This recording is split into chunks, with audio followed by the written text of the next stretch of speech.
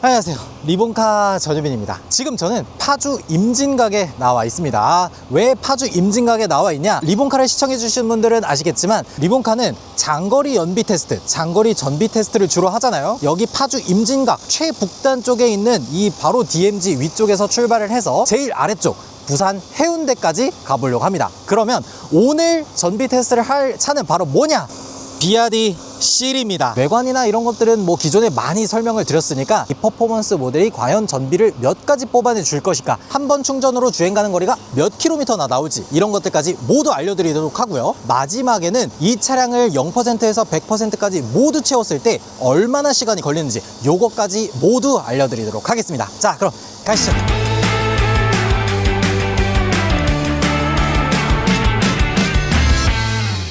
저희 지금 이제 비아디 실 타고 출발을 하도록 할 텐데요. 트립 A 모두 초기화하고 코스 2도 모두 초기화를 해주도록 하겠습니다. 그래서 0km를 모두 만들어 놓고요. 그리고 설정에서 연비, 전비 관련된 것들 모두 초기화해 주도록 할게요. 데이터, 주행시간, 평균 속도 모두 삭제를 하도록 하고, 이 에너지 소비 그래프도 모두 삭제를 하도록 하겠습니다. 모두 초기화를 해줬고요.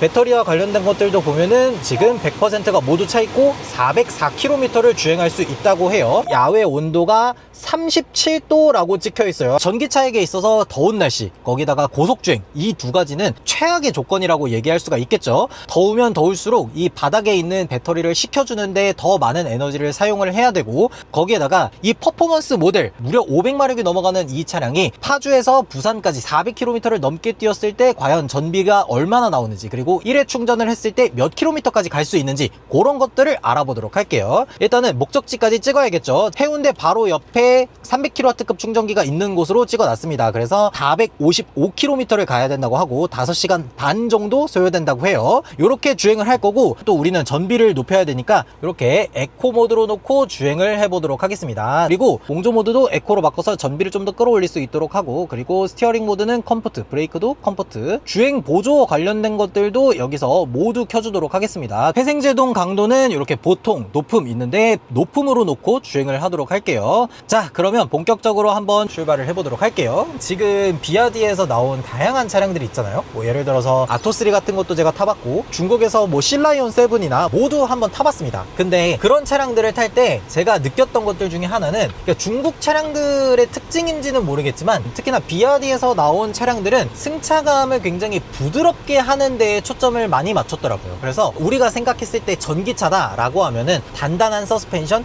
단단한 승차감, 잔진동이 조금은 느껴지는 그런 승차감들을 많이 생각을 했겠지만, 실제로 비아디에 있는 전기차들을 주행을 해보면 생각보다 되게 부드러운 승차감을 보여줘서 깜짝깜짝 놀래는 느낌이긴 해요. 제가 사실 지난번에 아토3를 탈 때만 하더라도 아무래도 보급형 차량이고 소형 SUV 격에 해당하는 차량이다 보니까 이게 한국인들이 엄청 좋아할 만한 세팅은 아니지 않나? 비아디 실 같은 경우에는 지금 간단하게 주행을 했을 때에는 굉장히 만족스러운 승차감을 보여주고 있어요. 이게 어떻게 고성능 세단이 보여주는 승차감이지? 라는 생각이 계속해서 들어요. 이 정도면은 진짜 괜찮은데? 일단 이렇게 내비게이션에 보면은 해운대까지 450km라고 찍혀 있는데, 실제로 지금 이 차량에서 표현해주는 주행 가는 거리는 402km거든요. 402km를 가다가 만약에 더 이상 갈 수 없다, 뭐 배터리가 0%나 1%에 도달했다 라고 하면은 최대한 가까운 곳에 있는 충전소를 찾아서 충전을 해보도록 할게요. 자, 그러면 쭉 길게 주행을 해본 다음에 과연 비아디 실이 어떤 차량인지, 어떤 느낌을 주는 차량인지, 그리고 전비가 얼마나 잘 나오는지, 이런 것들까지 모두 말씀드려 보도록 할게요. 가시죠.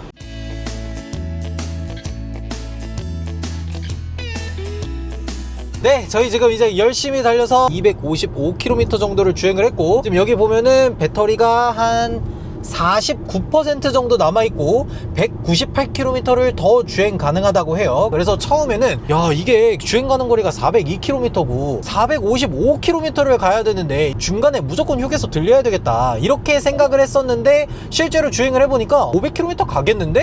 라는 생각이 들겠더라고요. 그리고 심지어 전비도 굉장히 잘 나오는 것 같아요. 지금 전비 한번 살펴보면요, 14.2kWh 라고 나와 있습니다. 그러니까 조금 쉽게 치환을 해보자 하자면 1kW 시에 7km 정도를 주행하는 거다 라고 보시면 좋을 것 같아요. 지금까지 제가 주행해온 환경을 보면 파주에서 출발할 때 중부고속도로, 그리고 중간에 중부 내륙고속도로, 이렇게 시속 110km로 주행한 고속도로가 꽤나 많은 편이었거든요. 그렇게 시속 110km로 주행을 할 때에는 대략 전비가 한 5km 정도로 내려오고, 시속 100km로 주행을 하게 되면 전비가 한 6에서 7, 요 정도까지도 나오더라고요. 그러니까 생각보다 되게 괜찮은 전비인 거죠. 왜 그러냐면 이 CL 같은 중형 세단 전기차가 뭐 좀 가볍겠지 라고 생각하실 수 있는데 그렇지가 않습니다. 이 차량의 공차 중량이 무려 2.2톤이에요 2.2톤. GV80이 2.1톤입니다 근데 그 GV80보다 100kg 정도가 더 무거워요. 그만큼 공차 중량이 굉장히 무거운 자동차임에도 불구하고 전비가 굉장히 잘 나오는 차다 라고 얘기를 할 수 있을 것 같아요. 그래서 전비가 잘 나오게끔 만들어주는 원인 중에 하나는 또 이런 것도 있을 것 같아요. 퍼포먼스 모델이다 라고 하면 보통은 타이어 트레드 넓이를 굉장히 넓게 가져간다 라고 생각을 하잖아요. 근데 지금 이 차량 같은 경우에는 235에 편평비 45, 그리고 휠 인치수가 19인치거든요 퍼포먼스에 어울리는 타이어 트레드 넓이는 아니죠. 퍼포먼스에 어울리는 타이어 트레드 넓이는 아니지만 그 좁은 타이어 트레드 넓이를 가지고 있음으로 인해서 전비나 이런 것들에서는 더 이점이 있다 라고 얘기할 수가 있겠죠. 그리고 지금 이 차량의 승차감이나 뭐 주행보조 이런 것들에 대해서 조금 얘기를 해보자면, 기존에 출시돼서 나왔던 아토3보다는 주행보조가 조금 더 좋은 것 같습니다. 그러니까 아토3 때는 중앙유지보조라든지 이런 것들도 약간 아쉬운 느낌이 있었는데 지금 이 CL에서는 그런 느낌이 전혀 없습니다. 확실히 차선 중앙유지보조 굉장히 잘하고 있고, 그리고 보통 우리가 고속도로를 보면은 이 고속도로에서도 새롭게 아스팔트를 깔고 나서 이 차선이 명확하게 그려지지 않은 곳들이 있어요. 형광색 플라스틱 같은 것들 곳곳에 심어놓고 하는 그런 고속도로도 있는데, 그런 구간에서도 차선 중앙유지보조가 굉장히 잘 작동을 했고요. 앞차와의 차간거리 또한 굉장히 잘 유지를 했습니다. 근데 여기서 조금 아쉬운 것들을 조금 꼽아보자 라고 하면은, 2차선에서 주행을 하는데 1차선에 있는 차가 갑자기 내 앞으로 끼어들면 측면에 있는 차량들이 내 앞으로 끼어드는 거에 대한 인식 속도가 다소 조금 느린 것 같아요. 그래서 맹목적으로 믿고 주행을 하기에는 다소 어려울 수가 있겠어요. 그렇지만 내가 전방을 계속해서 주시하고 있는 환경에서는 굉장히 편하게 주행을 할 수가 있겠고요. 그리고 추가적으로 또 하나 얘기를 하자면, 이건 계속해서 그러는 건 아닌데 특정 구간, 예를 들어서 이제 고속도로와 교각을 잇는 이 교각 이음새 부분 있잖아요. 근데 그런 부분들이 대부분은 보통 잘 이어져 있어요. 그러니까 보통 이렇게 딱 일렬로 이렇게 이어져 있는 구간도 있는 반면에, 이게 약간 오래되고 이런 부분들은 이음새가 위로 이렇게 살짝 솟아 있는 곳이 있습니다. 그래서 그런 곳들을 시속 100이나 110으로 지나가다 보면 차량이 위로 살짝 올라갔다가 내려오잖아요. 피칭이 일어났는데, 내가 지금 고속도로를 지나가고 있는데 시속 100km로 주행하고 있는데 뭔가 트랙션을 잃는 건가? 라고 생각하면서 바퀴의 토크를 조절하려고 하는 그 순간에 조금 어색한 부분이 살짝 있어요. 허둥지둥하는 그런 느낌이 조금 있다. 요런 부분들은 추후에 소프트웨어 보정이라든지 이런 것들을 통해서 좀 재조정을 해주면 얼마든지 다시 좋아질 거라는 생각이 들긴 합니다. 어찌됐건 주행보조 관련해서는 굉장히 잘 작동을 한다 라고 얘기할 수가 있겠고, 그 다음으로는 이제 승차감이라든지 이런 것들을 좀 봐야 될 것 같은데, 중부 내륙 고속도로라든지 이런 것들을 가다가 보면은 이 중간중간에 이제 땜빵한 곳들이 굉장히 많단 말이에요. 그런 곳들을 가면 확실히 이 노면이 어떻게 생겼는지, 이 노면이 어떻게 불규칙한지 이런 것들을 엉덩이로 모두 느낄 수 있게 해줍니다. 그래서 확실히 이 차량은 서스펜션 세팅은 조금 단단한 편이긴 하다 라고 얘기할 수가 있겠어요. 근데 저는 이제 모델3 퍼포먼스를 주 차량으로 몰고 있잖아요. 모델3 퍼포먼스 정도로 딱딱하냐 라고 하면은 그 정도는 아닙니다. 모델3보다는 조금 더 무른 편이긴 해요. 저 같은 경우에는 이런 승차감을 오히려 좋아하는 편입니다. 높은 속도로 주행을 할 때 이런 노면을 움켜잡고 가는 듯한 이 느낌이 저는 굉장히 좋은데, 일반적으로 나는 편안한 승차감을 원해 라고 하는 분들한테는 그렇게 어울릴 만한 승차감은 아닌 것 같아요. 그래서 지금 이 차량은 확실히 듀얼 모터 500마력이 넘어가는 출력에 어울리는 단단한 서스펜션을 가지고 있다. 그래서 저 같은 사람, 그리고 특히나 고속도로를 안전하고 좀 스포티하게 주행을 하기 위해서 구매하려고 하는 사람들한테는 정말 적절한 서스펜션 세팅이다 라고 얘기할 수가 있어요. 자, 그러면 지금 양 옆에 차가 아무것도 없으니까 급격하게 차선 변경을 한번 시도를 해보도록 할게요. 지금 시속 100km고 2차선에서 1차선으로 한번 넘어가 보도록 할게요.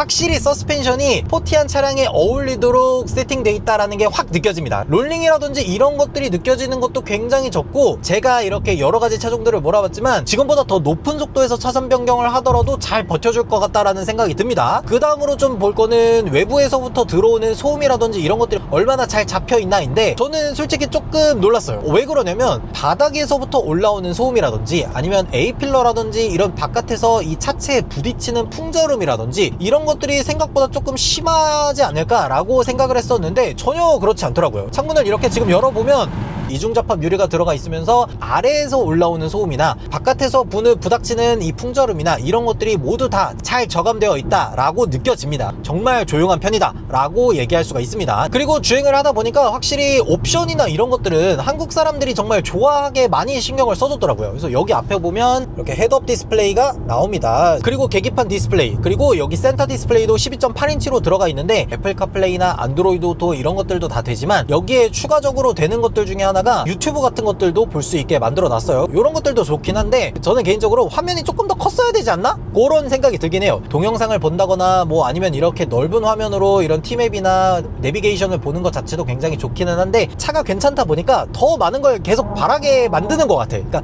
이거 조금만 더 컸으면 참 좋았을 것 같다라는 느낌이 들기도 하고요. 그리고 이렇게 무선 충전도 2가지 들어가 있는 거, 이런 것들도 굉장히 좋습니다. 전반적으로 봤을 때 비아디 실 같은 경우에는 한국 사람들이 정말 좋아하는 옵션, 뭐 헤드업 디스플레이라든지 그 다음에 센터 디스플레이나 통풍 시트 들어가 있는 거, 이런 것들 옵션도 굉장히 잘 들어가 있으면서 승차감도 상당히 괜찮고, 거기다가 전비라든지 이런 것들도 상당히 좋다 보니까 아니 이 정도면은 너무 가성비 있는 거 아닌가? 라는 생각이 계속해서 들어요. 심지어 이 차량 가격이 4천만원 중반이잖아요. 보조금을 받지 않은 상태에서 4천만원 중반이에요. 거기에다가 500마력이 넘어가는 출력을 가지고 있어서 시속 100km까지 가속하는 시간이 3.8초밖에 안 되잖아요. 4천만원 중반대 정도 되는 돈을 가지고 3.8초 정도가 나오는 제로백을 가진 차량을 뭘 살 수 있을까?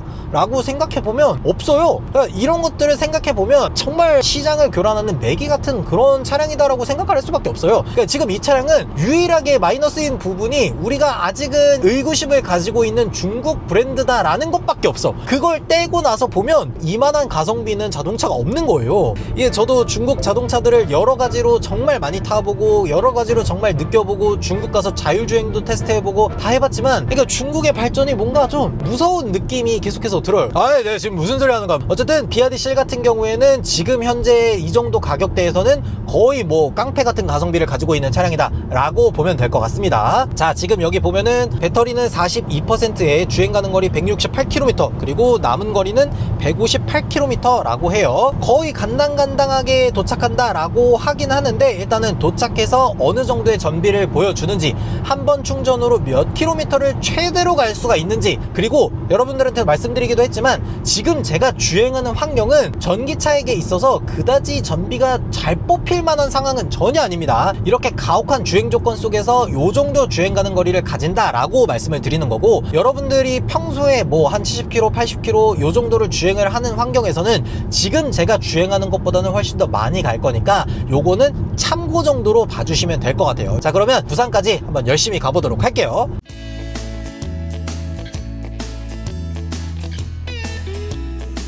네, 저희 드디어 부산에 도착을 했습니다.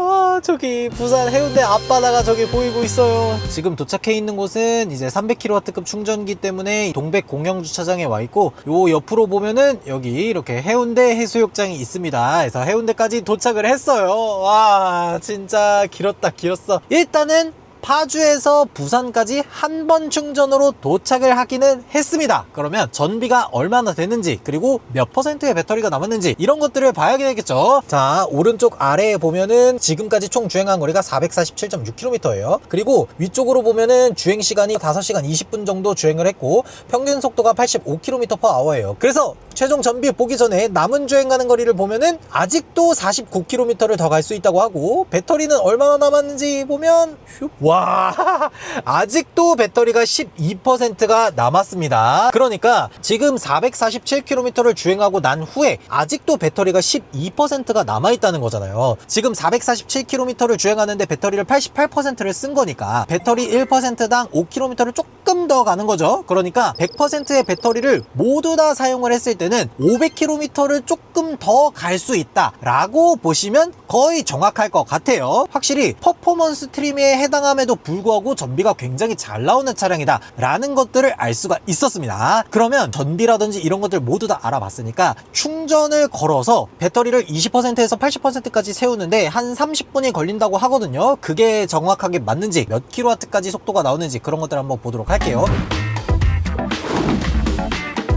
자, 충전기를 꽂아보도록 할게요.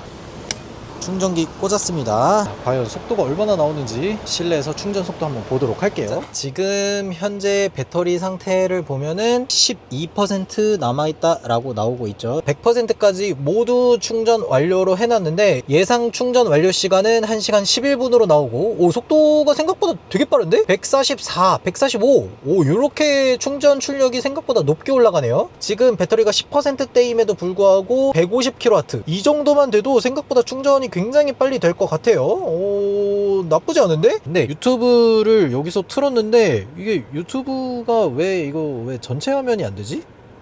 전체 화면이 안 돼. 왜 그러는 거야, 이거? 이거 좀 고쳐주세요, 이거. 자, 지금 충전 시작한 지 한 40분 정도가 됐어요. 40분 정도가 되니까 배터리 79%, 이제 곧 80%로 올라갈 것 같습니다. 지금 저희는 배터리를 10%부터 80%까지 채웠을 때 40분 정도가 걸린 거고, 저희가 실내에서 뭐 에어컨 켜고, 뭐 TV 보고, 유튜브 보고, 뭐 이런 것만 아니었으면 요것보다 조금은 더 빨리 차지 않았을까라는 생각이 들긴 해요. 배터리를 여기서 100%까지 채우는 데는 한 24분 정도가 더 걸린다고 합니다. 이 정도면은 괜찮은데? 그냥 휴게소에다가 차 대놓고 충전 걸어 놓은 다음에 밥 먹고 오면은 딱 충전 다 돼 있을 것 같은 느낌인데요? 이렇게 비아디실 100%를 가득 채운 다음에 450km를 쭉 주행해 본 다음에 전비가 얼마나 나오는지 이런 것들을 한번 체크를 해봤는데요. 확실히 배터리가 82kWh 정도로 굉장히 많이 들어가 있어서 주행 가는 거리도 한 번 충전으로 500km 정도는 거뜬히 갈 수 있다는 게 좀 가장 큰 장점으로 느껴졌고요. 거기에다가 추가적으로 이번 영상에서는 제대로 못 보여드렸지만 530마력에 해당하는 아주 엄청난 출력, 시속 100km까지 가속하는 시간이 3.8초에 불과하다는 거, 추가적으로 여러가지 한국인들이 좋아할 만한 옵션, 어라운드 뷰라든지 아니면 비전 루프, 헤드업 디스플레이, 뭐 통풍 시트, 이러한 모든 것들이 다 들어가 있는데 가장 큰 장점, 4,690만 원에 판매가 되고 있어요. 물론 여기에다가 전기차 보조금까지 모두 받게 되면은, 야, 이게 4천만 원 중반 정도에 해당하는 가격으로 이 530마력에 해당하는 중형 전기 세단을 구매할 수가 있다는 거잖아요. 이 정도면은 사실 가성비가 좋다는 말을 할 수밖에 없을 것 같아. 아니, 우리가 생각해보면 4천만 원 중반에 이렇게 엄청난 출력과 엄청난 편의 옵션을 가지고 있는 차가 뭘까라고 생각해보면 없어요. 그런 차가 어딨어. 그러다 보니까 확실히 이 비아디실이 이 전기차 시장에서 정말로 매기 역할을 제대로 하는 그런 자동차가 되지 않았나, 그런 생각이 들었습니다. 이 영상을 보시는 여러분들은 이 비아디실에 대해서 어떻게 생각하시는지 댓글로 달아주시면 좋을 것 같습니다. 지금까지 저는 리본카 전유빈이었습니다. 감사합니다.